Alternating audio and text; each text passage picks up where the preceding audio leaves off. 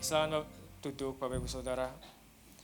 Oke, kita akan masuk ke dalam pembahasan kita, melanjutkan eksposisi kitab Filipi pasalnya yang kedua, ayatnya yang ke-19 sampai yang ke-30. Nah, saya akan mulai judul khotbah saya dengan judul Love God, Love People. Ada satu pertanyaan buat kita semua. Ketika kita bicara tentang love God, love people, ada satu pertanyaan. Sungguhkah kita mengasihi Tuhan? Nah, gak asing buat kita itu mendengar perkataan love God, love people. Dari kita kecil, kita tuh sudah mendengar, yuk kita harus mengasihi Tuhan, mengasihi sesama. Wujud cinta kasih kita kepada Tuhan adalah dengan mengasihi sesama. Tetapi seringkali kita berkata, oh aku ini mengasihi Tuhan. Aku mencintai Tuhan dengan seluruh kehidupanku.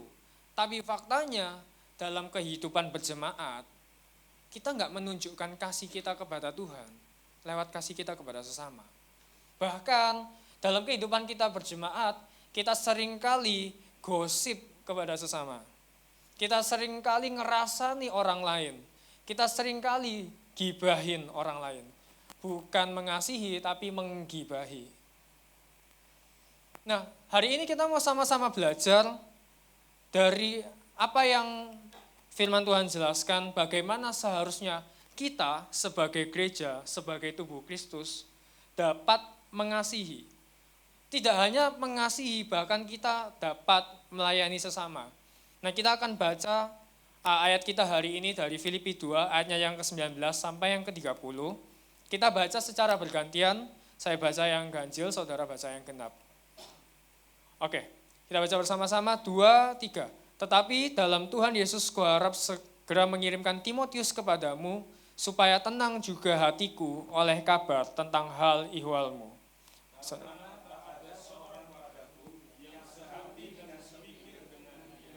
Dan yang begitu bersungguh-sungguh memperhatikan kepentinganmu. Sebab semuanya mencari kepentingannya sendiri, bukan kepentingan Kristus Yesus.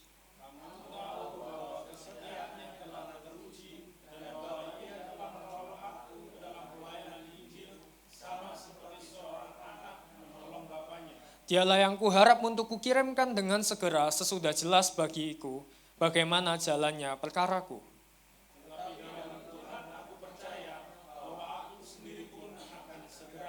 Sementara itu kuanggap perlu mengirimkan Epafroditus kepadamu, yaitu saudaraku dan teman sekerja, serta teman seperjuanganku yang kamu utus untuk melayani aku dalam keperluanku. Ayat yang ke-26. Karena ia sangat rindu kepada kamu sekalian dan susah juga hatinya, sebab kamu mendengar bahwa ia sakit. Memang benar ia sakit dan nyaris mati, tetapi Allah mengasihani dia dan bukan hanya dia saja, melainkan aku juga, supaya duka citaku jangan bertambah-tambah. Itulah sebabnya aku lebih cepat mengirimkan dia, supaya bila kamu melihat dia, kamu dapat sukacita pula dan berkurang duka cita. Jadi sambutlah dia dalam Tuhan dengan segala sukacita, dan hormatilah orang-orang seperti dia.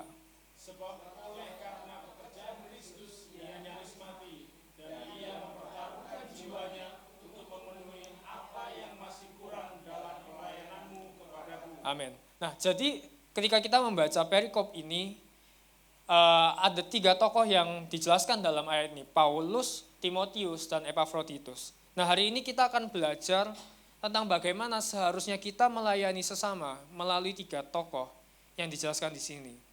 Nah, ada 3 poin yang akan saya bahas ketika kita membaca ini. Yang pertama, berjalan bersama di dalam kesatuan. Yang kedua, bersukacita di dalam melayani sesama. Yang ketiga, menjadikan Injil sebagai dasar kita melayani.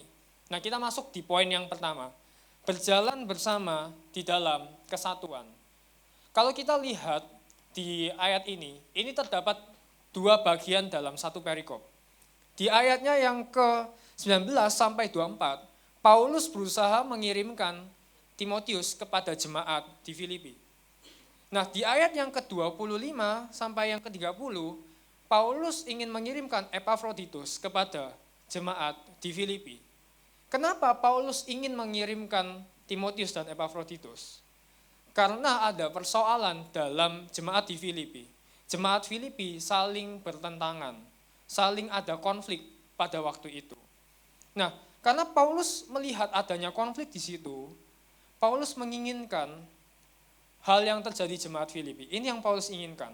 Dalam Filipi 1 ayat yang ke-27 dikatakan, hanya hendaklah hidupmu berpadanan dengan Injil Kristus, supaya apabila aku datang, aku melihat. Dan apabila aku tidak datang, aku mendengar. Bahwa kamu teguh berdiri dalam, Bapak Ibu Saudara, satu roh dan sehati sejiwa berjuang untuk iman yang timbul dari berita Injil. Paulus menginginkan untuk satu roh dan sehati sejiwa berjuang. Nah, ketika kita melihat konteks di Filipi, dan kita melihatnya dalam kehidupan kita sekarang sebagai gereja, sebagai tubuh Kristus, nggak gampang buat kita itu satu roh, sehati, sejiwa, berjuang bersama-sama. Nggak mudah buat kita itu berjalan bersama, apalagi berjalan bersama di dalam kesatuan. Karena setiap kita itu punya kepentingan kita masing-masing, setiap kita itu punya tujuannya masing-masing. Nah, kita dapat berjalan bersama apabila kita itu punya tujuan sama. Kalau kita sudah punya tujuan yang sama, tapi seringkali kita itu ketika berjalan bersama, ada hal yang membuat kita tidak bisa bersatu. Karena kepentingan kita, karena apa yang kita inginkan berbeda dengan yang lain. Nah, misal ya, saya itu tahun lalu sama teman-teman saya habis ibadah raya 2, ada Kak Pris, Jenova, Kojul, Celianti, Tari sama Kak Vira. Nah, kita tuh habis ibadah raya 2, biasalah kita tuh habis ibadah jalan-jalan makan-makan. Nah, waktu jalan-jalan dan makan-makan ini, tentu kita itu nggak mikirin tempatnya mau kemana. Udah nggak ada tujuan gitu. Tapi ya ini menunjukkan bahwa kita masih tetap bisa bersatu meskipun nggak ada tujuan. Tapi waktu akhirnya jalan kan, tiba-tiba muncullah, oke, kita ke Trawas. Bayangkan hari Minggu tiba-tiba ke Trawas gitu. Itu pasti idenya Kak Priscilla. Akhirnya, kita tuh ke Trawas. Ke Trawas ya kan. Pertama ke tempat ini gitu. Udah tahu kan, udah jelas nggak ada tujuan. Pengennya ke tempat ini sama tempat ini. Tempat yang pertama full. Akhirnya ke tempat yang kedua. Oke. Nah, setelah kita asik-asikan, ngobrol-ngobrol, makan-makan, pulang kan ke Surabaya. Waktu pulang ke Surabaya, Kojul kebelet ke toilet. Akhirnya kita tuh mampir ke rest area. Waktu kita mampir ke rest area, kita tuh Kojul ke toilet. Nah, kan itu udah malam, hampir jam 6 mau jam 7. Udah malam banget. Kita tuh berkorban buat nungguin Kojul ke toilet. Tapi, tanpa disengaja parkir mobilnya Kak Vira itu di depan jualan ayam goreng. Nah, Kojul ke toilet, tak lihat, makanan ini nampaknya enak gitu. Akhirnya malah orang-orang yang di mobil berkorban buat saya. Akhirnya saya beli makanan ayam goreng itu. Udah antrinya lama, ya udah, tetap beli. Itu hampir 15 menit, 20 menit nunggu antrian itu sampai ayam gorengnya dapat. Tak bawalah makanan itu ke dalam mobil. Nah, untungnya Kak Vira baik toh. Akhirnya makan, waktu dibuka satu mobil bau ayam goreng. Nah, saya tuh bersyukur punya teman-teman kayak gini tuh, mau berkorban. Udah mau berkorban waktu, mengorbankan hidungnya, kelaparannya, demi saya yang makan ayam goreng di satu mobil, sampai akhirnya ke Surabaya. Nah, tentu mungkin ya, kan kita nggak tahu hati manusia. Mungkin mereka bilangnya, duh arek iki cek bencek noe, nggak tahu orang lapar, malah makan ayam goreng gitu. Sak mobil sampai Surabaya gitu. 40 menit kecium bau ayam goreng gitu. Kan kita nggak tahu ya, siapa tahu kocul, arek iki gitu. Siapa tahu. Nah, tentu saya melihat mereka berkorban untuk saya. Saya sih yang dulu berkorban untuk kocul ke toilet. Nah, dalam hal ini kalau kita melihat, kita tuh tujuannya pulang ke Surabaya. Tetapi seringkali kan kita ada perhentian-perhentian. Nggak mungkin dong waktu kocul ke toilet, kocul ditinggal. Atau waktu saya beli ayam goreng, saya ditinggal, kan ya nggak mungkin. Tapi mereka tuh mau menunggu di rest area itu. Nah sama halnya dalam kehidupan kita berjemaat. Kalau misalnya yang satu lagi stop, nggak mungkin kita meninggalkan yang satu. Ketika mengalami kekeringan rohani dalam perjalanan imannya, nggak mungkin kita meninggalkan orang itu. Tapi sebagai anggota tubuh Kristus seharusnya kita itu berjuang bersama, menolong orang itu bergerak bersama. Kita mau nungguin, kita mau berkorban untuk orang itu. Supaya apa? Supaya dapat bersatu. Teman-teman saya berkorban buat Kojul dan saya, supaya kita bisa pulang ke Surabaya bareng-bareng. Sama halnya kalau kita di gereja. Kalau kita mau berjalan bersama, bertumbuh bersama, kita harus saling berkorban. Nah, bagaimana supaya kesatuan itu dapat diupayakan? Yang pertama, setiap kita harus saling menguatkan. Gereja adalah semua kita yang di tempat ini. Semua pendeta, semua jemaat, kita semua adalah gereja. Nah, karena kita punya perjalanan iman masing-masing, pergumulan hidup masing-masing, nggak ada yang sempurna di tempat ini. Kita bisa lemah, kita bisa jatuh. Makanya Paulus mengingatkan, dikatakan, hendaknya kamu itu satu roh dan sehati sejiwa berjuang. Ada kata-kata yang saya highlight hari ini. Satu roh dan sehati sejiwa berjuang. Nah, kata roh dalam terjemahan aslinya, itu selain dapat diartikan roh, dapat diartikan sebagai nafas. Kita gereja itu diibaratkan, Paulus sering mengibaratkan gereja itu sebagai tubuh Kristus. Kalau misalnya kalau kita melihat diri kita bisa bernafas dengan baik, kita bisa teratur nafasnya. Itu menandakan bahwa tubuh kita sehat. Kalau nafas kita sudah enggak beraturan, udah nafasnya setengah-setengah, berarti ada yang salah dalam tubuh kita. Nah, kita tuh mesti ngecek dengan sesama kita di dalam gereja. Apakah kita itu dalam kondisi yang sehat atau dalam kondisi yang enggak sehat? Kalau misalnya kita melihat sesama kita ada kondisi yang enggak sehat,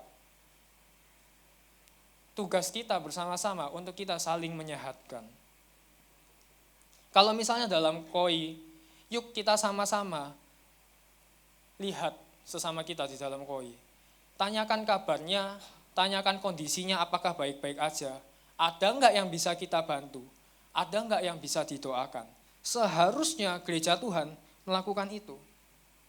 Nah, sedikit sharing, saya karena kenal Pastor Gayus, Bapak Saudara, itu udah 6 tahun, kurang lebih 6 tahun sampai 7 tahun. Waktu itu juga ya kenal Kojul juga waktu itu ya waktu itu kenalnya tuh di GB Event waktu masih di Landmark. Di kondisi saya waktu itu, kondisi lagi namanya anak muda, lagi emosional belum stabil, lagi marah-marahnya, kondisi lagi nggak baik.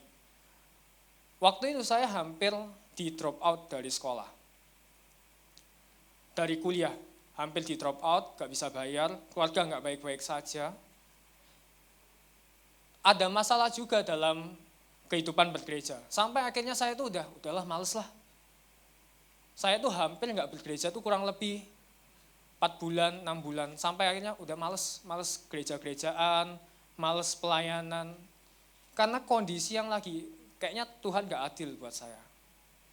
Sampai akhirnya saya tuh menemukan GB Ivan, ketemu Pastor Gayus di Landmark, kenalan. Nah, karena ketika kita berkenalan, akhirnya Pastor Gayus minta nomor WhatsApp. Di momen-momen saya lagi terpuruk, di momen-momen saya lagi gak ada harapan, tiba-tiba Pastor Gayus WhatsApp. Pastor Gayus itu selalu gitu. Gimana kabarnya? Baik-baik saja, ayo kita ketemu. Nah, sampai akhirnya itu yang jadi tempat favorit kita, yaitu kopi Janji Jiwa, kalau masih diingat. Celianti ketawa. Itu tempat ngeditnya Kojul sama Celianti. Kopi Janji Jiwa, karena pulang gereja langsung iya, jadi janji nikah di sana. Nah, di tempat itulah kita sharing, saling menguatkan satu sama lain. Ngomong sama pastor saya gini. Kehidupan saya nggak baik, apa segala macam. Pastor Gayus dengan hatinya yang baik mengingatkan, kasih kekuatan. Nah, sama halnya Pastor Gayus juga waktu itu awal-awal GB Ivan merintis. Dia tanya, Supri, karena Supri lama di Surabaya, saya dari Jakarta, gimana, apa yang harus dilakukan, GB Ivan harus ngapain di Surabaya, apa yang harus dikerjakan buat orang-orang di Surabaya. Nah, kita saling menguatkan di situ waktu saat itu. Itu yang bisa saya pelajari dari hatinya Pastor Gayus. Buat kita itu, oh ini loh, akhirnya baru nemu, ternyata ada pendeta yang baik kayak gini. Waktu saya kepahitan sama, ya begitulah, karena direkam. Nah, akhirnya baru memutuskan buat ke gereja lagi. Akhirnya ya itu, saya itu sampai punya moto dalam hidup saya, mengikut Yesus dan Gayus, karena usnya sama. Ya. Itu yang jadi moto saya dalam hidup. Itu yang saya lihat, sampai akhirnya saya mau bergereja. Nah, kata yang berikutnya, selain roh, ada kata-kata berjuang yang saya highlight. Berjuang itu dalam terjemahan asli yang nggak hanya berjuang, tapi berjuang bersama. Yang artinya bergerak bersama-sama. Sebagai gereja itu kita nggak sendirian. Sebagai gereja kita tuh bergerak bersama. Anggota jemaat harusnya saling menguatkan, saling mendukung, saling mendoakan. Nah, puji Tuhan, kita tuh dalam 1 bulan, kita tuh melakukan ada program gereja TB 910. Di TB 910, untungnya saya itu satu grup sama Pastor Gayus. Kalau nggak sama Pastor Gayus, paling juga nggak kumpulin renungan. Betul kok, Jul? Tapi ya udahlah. Akhirnya karena kita tuh udah pulang kerja, capek, apa segala macam, kan mesti wah diingatkan, tiba-tiba sudah lewat jam 10. Saya itu juga nggak sempurna kok. Kirim renungan juga, perenungan refleksi TB 910 itu ya, buku itu selalu terlambat kok. Jadi ada pengampunan dosa buat yang kumpulnya terlambat. Saya itu kumpulnya biasanya jam 10 lewat, ketiduran, bangun, wah udah dimension. Akhirnya baru kumpul jam 12. Kalau udah kecapean tidur, besok paginya baru kumpulin. Bahkan hari ini saya kumpulin perenungannya itu jam 8 pagi. Yang seharusnya dilakukan kemarin. Nah, saya bersyukur di grup kita saling menguatkan, saling meneguhkan. Pastor Gayus sampai bilang, kita merindukan renungan dari kalian. Nah, di grup itu kan juga ada Vincent. Vincent itu di Malaysia. Kita sama-sama di Surabaya. Tapi melalui perenungan bersama-sama, Vincent yang di Malaysia pun dapat dikuatkan. Jadi kita tuh sama-sama dalam grup itu, saling menguatkan lewat perenungan kita. Jadi nggak peduli orang itu ada di mana sekarang, mau Vincent di Malaysia, kita di Surabaya, sebagai gereja, kita saling menguatkan, saling bergerak bersama. Poin yang berikutnya, setiap kita harus saling melayani dengan hati hamba. Nah, ini yang Paulus inginkan untuk jemaat Filipi. Di ayatnya yang ketiga dan yang keempat, dengan tidak mencari kepentingan sendiri atau puji-pujian yang sia-sia. Sebaliknya hendaklah dengan rendah hati yang seorang menganggap yang lain lebih utama daripada dirinya sendiri. Di ayat yang keempat, dan janganlah tiap-tiap orang hanya memperhatikan kepentingannya sendiri, tetapi kepentingan orang lain juga. Paulus menginginkan ini buat jemaat di Filipi. Nah, dari ayat ini kita bisa mengerti kenapa kok Paulus mengirimkan Timotius. Karena Timotius punya hati seperti apa yang diinginkan Paulus. Kita baca bersama-sama di ayat yang ke-20 dan 21. Filipi pasal 2 ayat 20 sampai yang ke-21. Oke, kita baca bersama-sama 2, 3.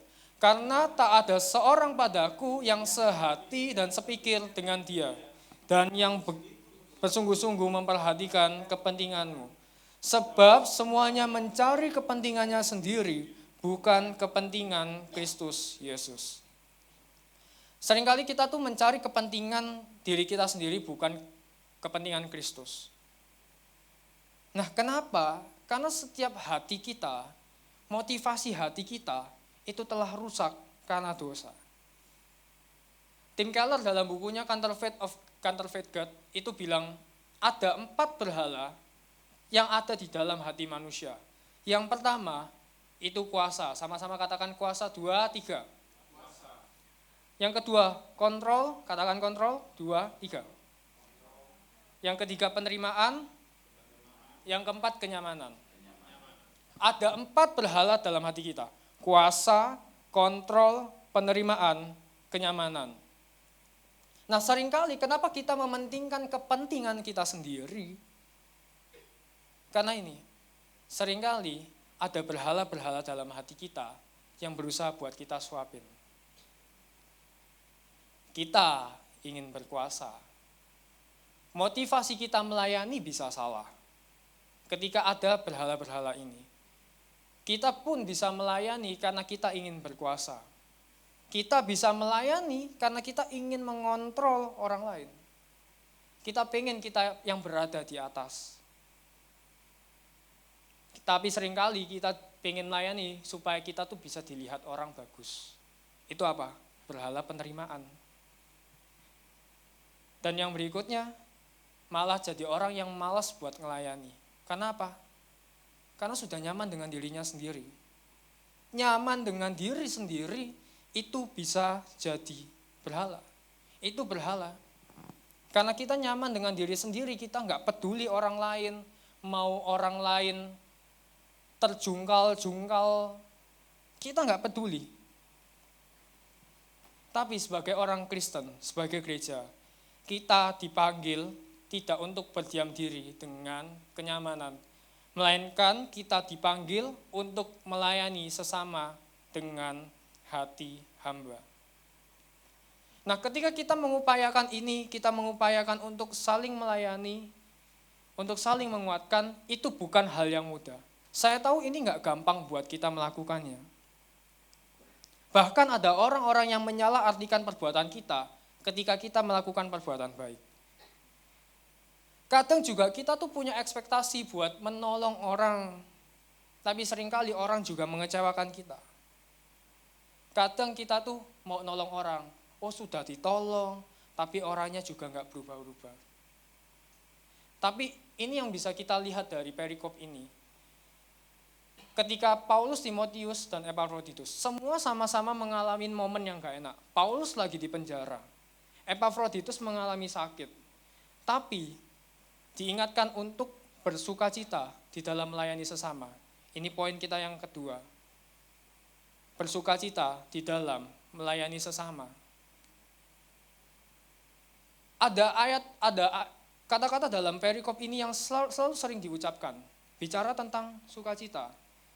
Di ayat yang ke-17, 18, ayat yang ke-17, tetapi sekalipun darahku dicurahkan pada korban dan ibadah imanmu, aku bersukacita. Ini Paulus lagi kondisi yang gak enak. Makanya Paulus bilang, sekalipun darahku dicurahkan. Paulus lagi mengalami penganiayaan di penjara. Tapi Paulus bersukacita.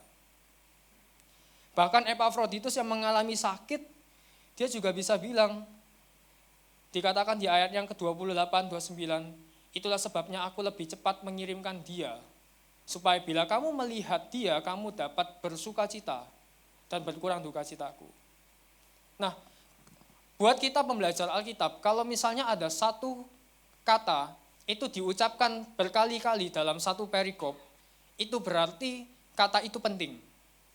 Kata sukacita itu seringkali diucapkan berulang-ulang, baik di perikop sebelumnya atau perikop yang kita bahas. Kata sukacita itu ditulis. Nah, kenapa? Karena kata sukacita begitu penting di sini. Paulus menekankan artinya sukacita. waktu itu Epafroditus lagi mengalami sakit. Kondisinya nggak baik-baik saja. Tapi ini yang bisa kita pelajari. Dia dipanggil untuk melayani lewat seluruh kehidupannya, meskipun dalam kondisi sakit. Nah, kita juga sama.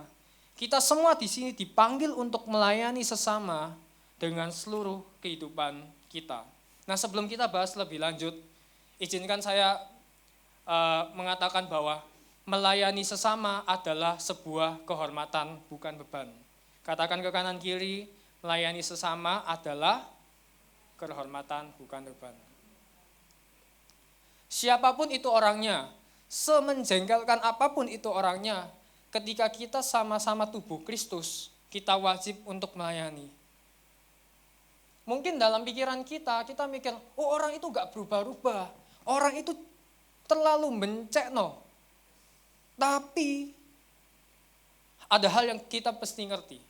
Semencekno orang itu, semangkel-mangkelnya kita sama orang itu, semenjengkelkan orang itu, kita ini sama-sama pendosa.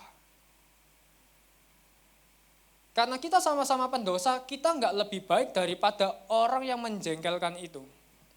Karena kita sama-sama pendosa, kita pun bisa menjengkelkan juga. Nah, ini yang mesti kita sadarin.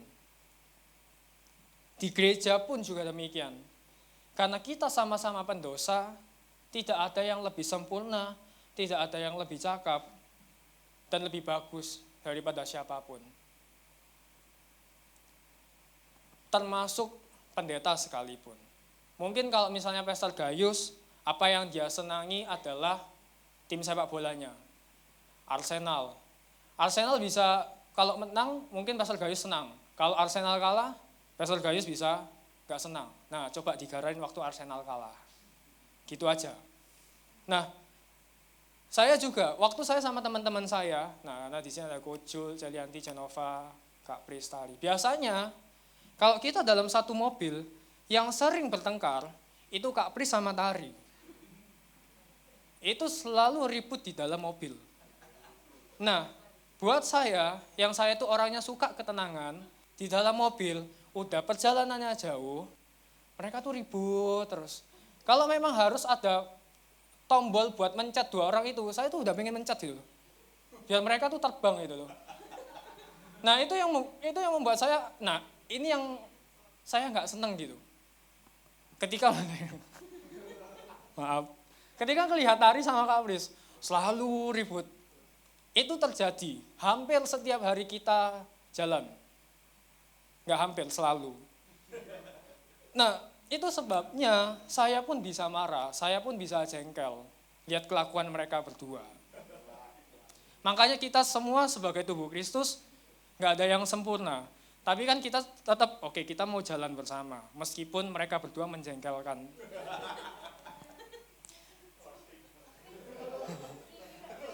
Nah, ini bukan roasting. Nah, ketika kita melayani, mungkin kita tuh nggak kayak Epafroditus lagi sakit. Tapi kalau misalnya kita seringkali melayani orang, kadang kalau orang itu nggak berubah, kita juga capek. Kita melihat apa yang orang yang kita layani pun kita bisa sakit hati.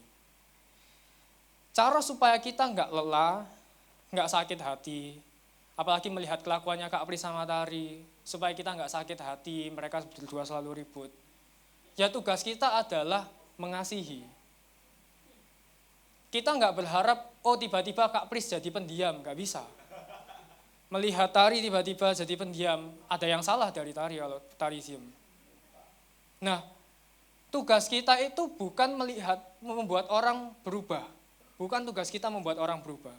Tapi tugas kita sebagai sesama tubuh Kristus adalah mengasihi. Kita akan gagal, kita akan kecewa, kita akan sakit hati ketika kita punya ekspektasi untuk mengubah orang itu. Tugas mengubah bukan tugas kita, tugas mengubah tugasnya Tuhan. Tetapi tugas kita sebagai sesama tubuh Kristus, sebagai gereja, yaitu mengasihi. Ketika orang gak berubah, ketika orang masih menjengkelkan, kok Paulus bisa dapat bersukacita? Dari mana sukacitanya Paulus? Ini yang Paulus bilang dalam Galatia 2 ayatnya yang ke-20. Namun aku hidup, tetapi bukan lagi aku sendiri yang hidup, melainkan Kristus yang hidup di dalam aku. Dan hidupku yang kuhidupi sekarang di dalam daging adalah hidup oleh iman dalam siapa? Anak Allah yang telah mengasihi aku dan menyerahkan dirinya untuk aku. Ini di momen-momen kita akan merayakan Jumat Agung, di momen-momen kita akan merayakan Paskah sebentar lagi. Ketika kita melihat kepada Injil, ketika kita melihat kepada salib, ada anak Allah yang telah mengasihi aku dan menyerahkan dirinya untuk aku. Inilah sumber sukacita kita sebagai orang percaya. Timothy Keller pernah bilang kayak gini, ada kebahagiaan yang tidak bisa dipadamkan oleh kesedihan terdalam. Tidak ada keadaan atau orang yang dapat menghilangkan sukacita yang Tuhan berikan. Apa sukacita yang Tuhan berikan? Karya penebusannya di kayu salib. Sehingga ini, sukacita kita tuh nggak terletak pada keadaan kita. Sukacita kita nggak terletak pada apa yang orang perbuat untuk kita. Tapi sukacita kita terletak pada karya salib Kristus. Sehingga ini menuntun kita ketika kita melayani, kita masuk di poin yang ketiga, kita dapat menjadikan Injil sebagai dasar kita melayani. Kita menjadikan Injil sebagai dasar, sebagai landasan. Hari ini kita belajar, ada Paulus, Timotius, Epafroditus. 3 tokoh ini dijadikan contoh dalam kehidupan kita berjemaat. Paulus menginginkan kesatuan dalam gereja. Timotius yang selalu mementingkan kepentingan orang lain daripada kepentingannya. Epafroditus yang mau melayani dengan seluruh kehidupannya, meskipun dalam sakit. Karena mereka mau melakukannya. Ini yang jadi ayat terakhir kita baca bersama-sama dengan suara yang kencang, dengan suara yang nyaring. Filipi 2 ayat 30. 2, 3. Sebab karena pekerjaan Kristus, ia nyaris mati dan ia mempertaruhkan untuk memenuhi apa yang masih kurang dalam pelayananmu kepadaku. Di situ saya highlight, sebab karena pekerjaan Kristus. Apa yang bisa kita pelajari dari ayat terakhir kita hari ini?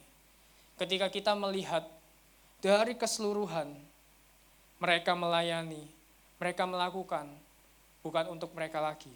Mereka melakukan untuk pekerjaan Kristus. Ini yang bisa kita lakukan.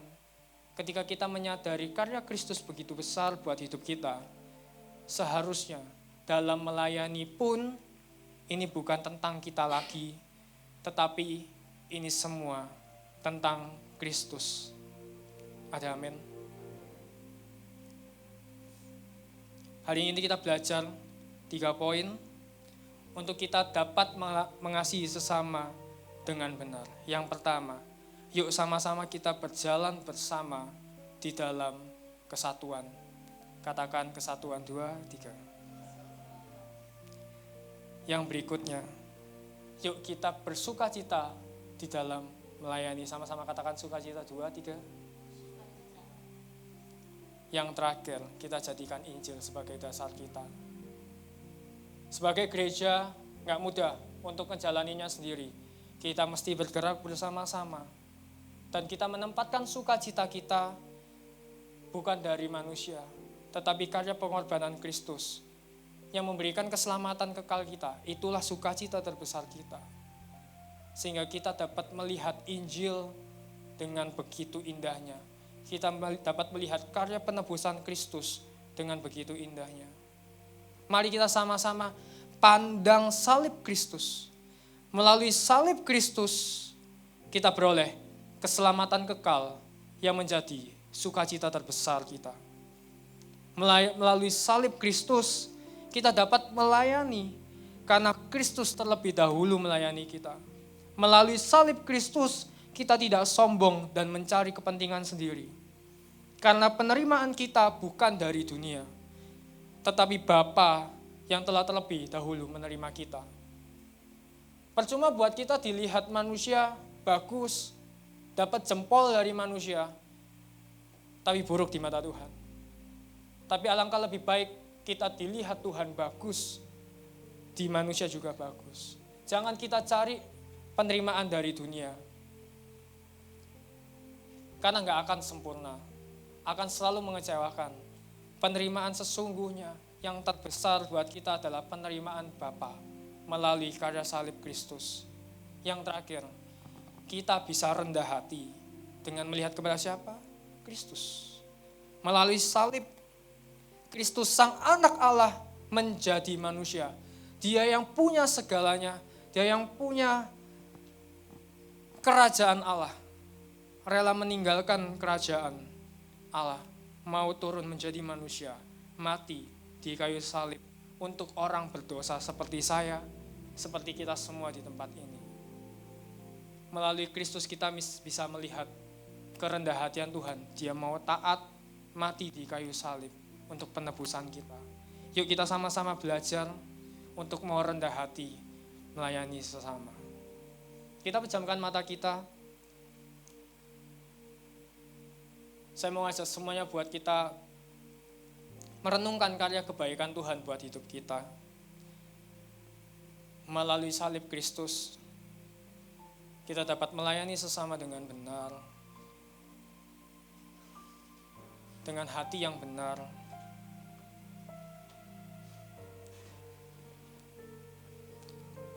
Mari kita responi firman Tuhan hari ini dengan satu lagu.